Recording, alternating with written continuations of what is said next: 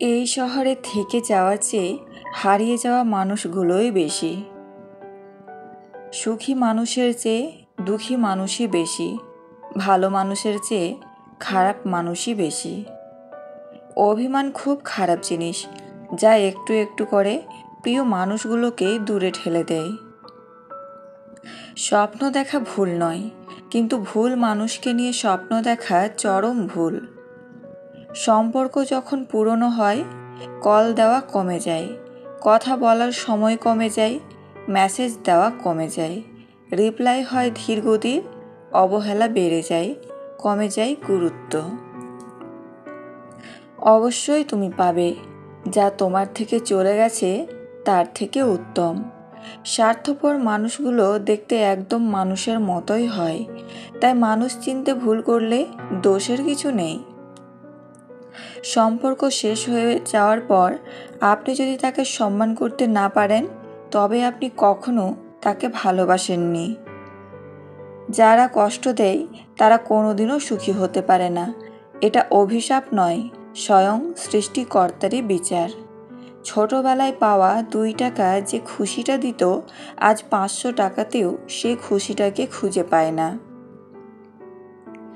অহংকার যার ভেতরে থাকবে, সে কখনো নিজের ভুল দেখতে পাবে না, আর অন্যের মধ্যে কোনো ভালো গুণও দেখতে চাইবে না। বেঈমান কখনো অপরিচিত কেউ হয় না, খুব পরিচিত মানুষগুলোই বেঈমানি করে। মন ভালো থাকলে সব কিছুই ভালো লাগে, আর মন খারাপ থাকলে ভালোটাও খারাপ লাগে। এটাই প্রকৃতির নিয়ম। আমরা প্রতিটি কথার পিঠে কথাই জিততে চাই, এটা ভুল চিন্তা। জবাব দেওয়ার চেয়ে জবাব না দেওয়াটা অনেক বেশি শক্তিশালী। এখন ভালোবাসা বলতে কিছুই নেই, সবাই নিজের দরকারে চলে। তুমি দুষ্ট লোকের সাথে যতই ভালো ব্যবহার করো না কেন, সে তোমার ক্ষতি করবেই। তুমি যাকে মন থেকে ভালোবাসবে, দেখবে সেই তোমাকে সবচেয়ে বেশি কষ্ট দেবে। কথাটা এক সময় আমার বিশ্বাস হতো না, ভাবতাম এটা কেমন করে হয়। কেউ তার ভালোবাসার মানুষকে শুধু শুধু কষ্ট দিতে যাবে কেন? কিন্তু বয়সের এ পর্যায়ে এসে বুঝতে পারছি কথাটা আসলেই যৌক্তিক।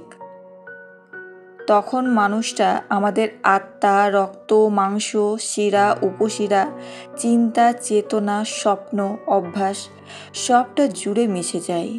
এই অবস্থায় মানুষটার সামান্য মিষ্টি কথায় আমাদের মুখে যেমন হাসি ফোটে, ঠিক তেমনি সামান্য কটু কথায় পাহাড় সমান আঘাতও আছে। মানুষটা যখন অন্য কারোর সাথে কথা বলবে, তখন তোমার ভীষণ কষ্ট হবে, হারানোর ভয়ে অনেক সময় কান্নাও করবে। মানুষটা যখন রাগ করে তোমার সাথে কথা বলা বন্ধ করে দেবে, তখন তোমার অসহ্য যন্ত্রণা হবে।